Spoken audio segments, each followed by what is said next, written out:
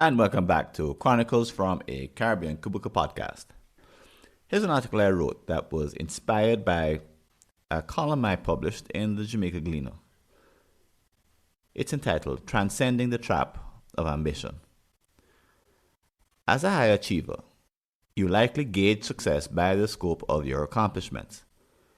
Your career advancement, financial security, family growth, or other goals are realized through diligent work and conscious effort.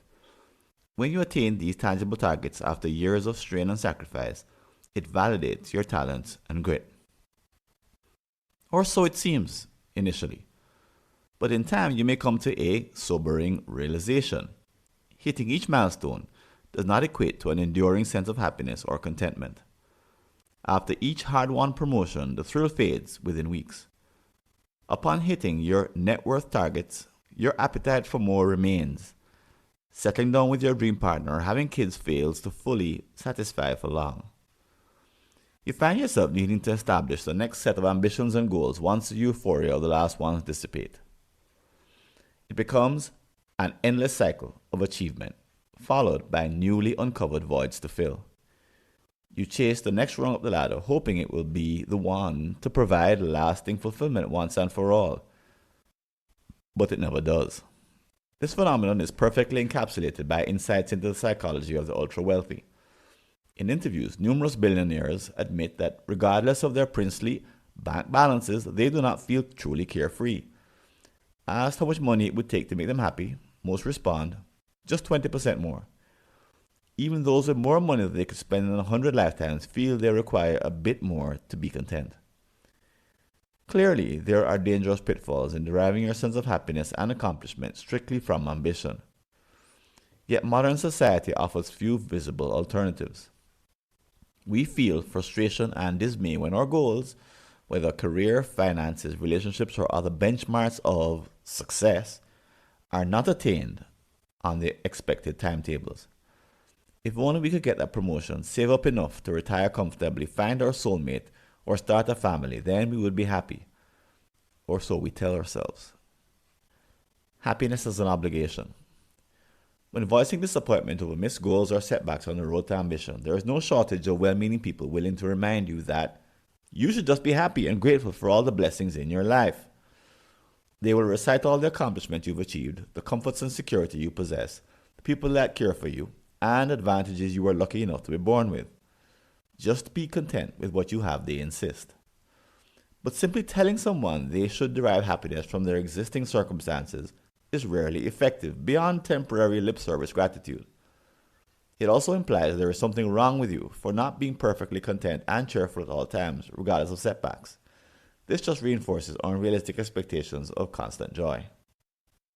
Yes, cultivating gratitude and perspective around what we already have can be highly beneficial. But this is most effective as an intentional, proactive exercise, not a passive obligation. The path to genuine fulfillment requires examining our relationship with ambition itself. It means understanding the neurological roots of concepts like greed, desire, and suffering. This enables consciously shaping habits and mindsets rather than being controlled by them unconsciously. Two modes of wanting. An enlightening distinction made by some languages is between two different forms of wanting things. In English, we use the same term to convey both varieties. However, they represent distinct neurological states. Wanting A refers to craving continuation or permanence of positive conditions and experiences. It manifests as ambition, greed, lust, attachment, or addiction. There is an insatiable quality where fulfillment is always contingent on something not yet obtained. This ties your happiness to external conditions and goals not under your control in the present.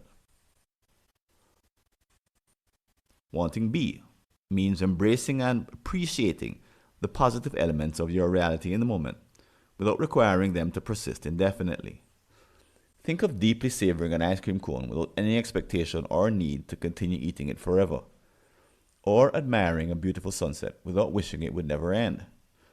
No attachment to continuity, simply gratitude for the gift of this ephemeral experience.